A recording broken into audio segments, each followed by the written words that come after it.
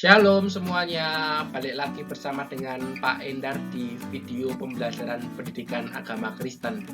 Nah, di video ini kita masuk ke bab yang ke-9 untuk anak-anakku kelas 11.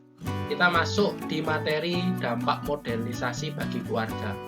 Setelah di video sebelumnya kita membahas tentang keluargaku dalam gaya hidup modern, ini kita membahas bab selanjutnya, yaitu bab yang ke-9.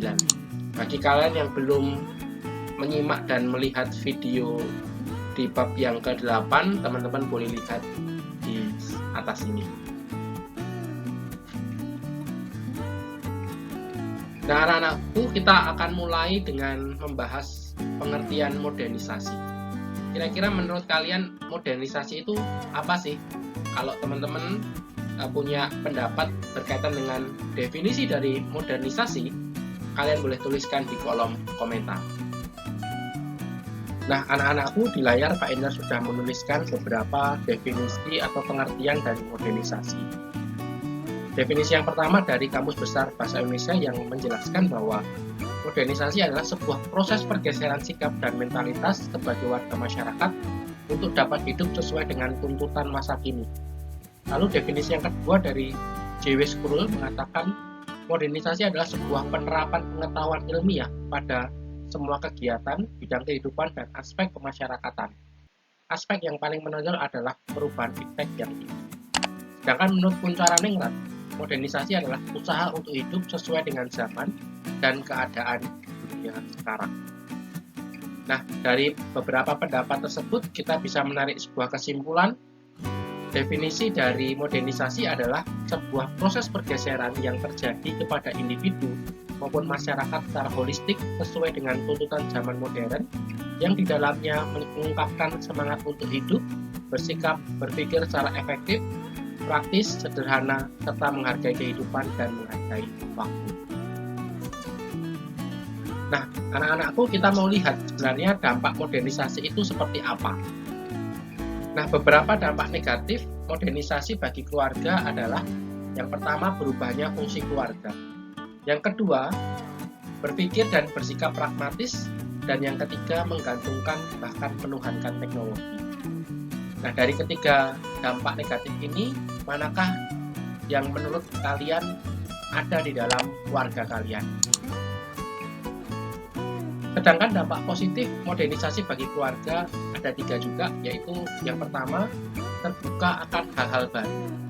Lalu yang kedua, kita lebih menghargai waktu. Dan yang terakhir, kita memiliki orientasi pada masa yang akan datang. Nah, anak-anakku, di layar kalian bisa melihat ada 4 pertanyaan yang kalian boleh jawab di kolom komentar. Pertanyaan yang pertama, apa saja dampak modernisasi yang muncul dalam keluargamu? Pertanyaan yang kedua, dampak modernisasi dalam keluargamu cenderung mengarah pada proses seperti apa? Pertanyaan ketiga, apakah dalam keluargamu mengalami perubahan peran laki-laki dan perempuan? Lalu pertanyaan yang terakhir, bagaimana keluargamu mengarahkan anggotanya agar dapat terhindar dari pengaruh buruk modernisasi? Nah, kita masuk ke bagian apa kata Alkitab. Nah, ayat firman Tuhan yang hari ini akan kita bahas terambil dari Lukas pasal 12 ayat 56. Di situ dituliskan, hai orang-orang munafik, rupa bumi dan langit kamu tahu menilainya, mengapakah kamu tidak dapat menilai zaman ini? Nah, anak-anakku, dari ayat ini kita bisa lihat bahwa kita sebagai orang percaya harus bisa menilai zaman ini.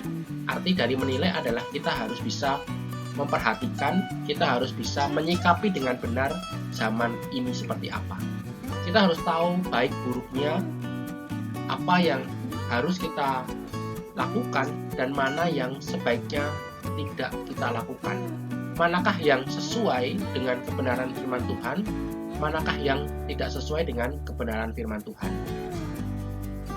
Dari ayat tadi kita bisa melihat ada 2 poin. Yang pertama adalah perubahan zaman itu sejelas perubahan cuaca.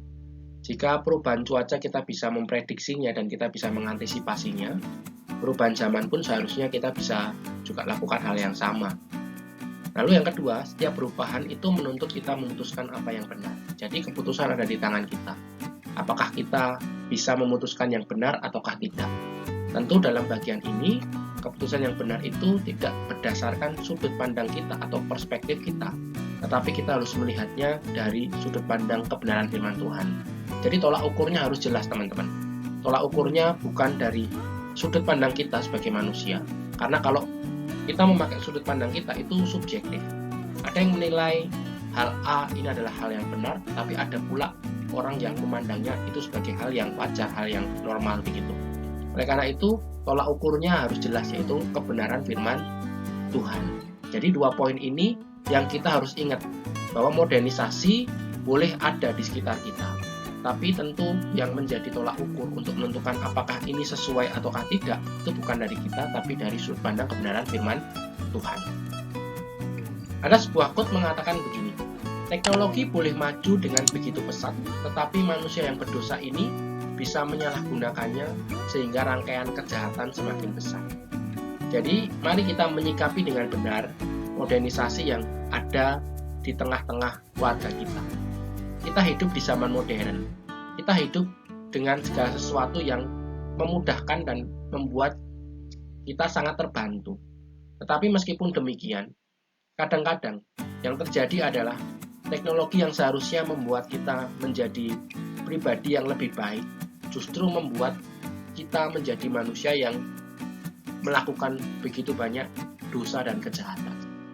Mari kita sama-sama belajar untuk memilah dan memilih manakah teknologi yang sesuai dengan kebenaran firman Tuhan yang membantu kita menjadi pribadi yang jauh lebih baik, dan mana teknologi yang justru membawa kita menjadi orang yang berdosa, membuat kehidupan kita menjadi pribadi yang jauh dari Tuhan. Nah, ayat berikutnya yang kita mau lihat sedikit kupas, yaitu dari Efesus pasal 5 ayat 22 hingga 33. Teman-teman boleh stop video ini, teman-teman boleh baca terlebih dahulu Efesus 5 ayat 22 hingga 33. Jika sudah, kita akan lihat maksud dari ayat 22 hingga 33 itu adalah nasihat Paulus kepada jemaat di Efesus berkaitan dengan relasi, khususnya ya relasi antar keluarga, baik itu suami, istri, dan juga anak.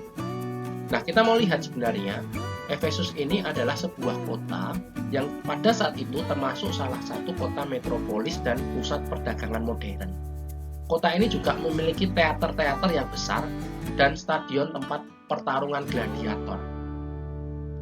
Nah, kita harus lihat bahwa latar belakang dari kota Efesus itu seperti itu. Jadi kota ini cukup modern dibandingkan kota-kota yang lain. Meskipun demikian, Paulus tetap menasehati bagaimana seharusnya keluarga di Efesus itu berelasi. Bagaimana seharusnya keluarga di kota Efesus itu bisa menjadi keluarga yang meskipun berada di tengah-tengah kehidupan kota yang metropolis, mereka tetap harus menjadi keluarga yang menjadi berkat. Peran mereka sebagai seorang suami, peran mereka sebagai seorang istri, dan peran mereka sebagai seorang anak itu harus jelas dan harus mereka laksanakan dalam kehidupan sehari-hari. Nah, Paulus menunjukkan apa? Menunjukkan bahwa meskipun orang-orang di Efesus ada di tengah-tengah kota metropolis, keluarga Kristen di kota Efesus itu harus bisa jadi berkat untuk lingkungannya. Nah, jadi anak-anakku, hal ini bisa menjadi sebuah pedoman bagi kita.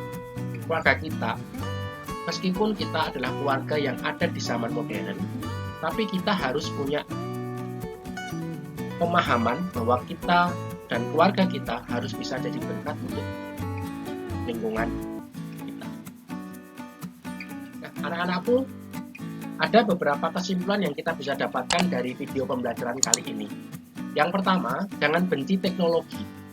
Kita bukan diutus oleh Allah untuk menjadi orang-orang yang membenci teknologi, membenci perkembangan teknologi. Tetapi kita diminta oleh Allah untuk bisa mengikuti perkembangan dari teknologi dan menguasai sebaik mungkin. Ya, jadi kita harus menguasai sebaik mungkin supaya kita bisa menggunakan teknologi itu untuk hal-hal yang untuk membuat kita menjadi pribadi yang jauh lebih baik dibandingkan sebelumnya. Nah, Yang terakhir, kita bisa memakai teknologi itu untuk mengabarkan kabar baik. Jadi, kesimpulan ini bisa menjadi pedoman bagi kehidupan kita, khususnya kita dan keluarga kita, bahwa kita, keluarga-keluarga Kristen, diminta untuk bisa memakai teknologi untuk kemuliaan nama Tuhan. Nah, demikian firman Tuhan dan juga materi pembelajaran yang hari ini Pak Endar sudah sampaikan. Kiranya itu semua boleh menjadi berkat bagi setiap kita. Jangan lupa like, komen, dan subscribe video ini supaya Pak Endar semakin semangat dalam menyampaikan materi selanjutnya. Sampai ketemu di video selanjutnya. Tuhan Yesus memberkati.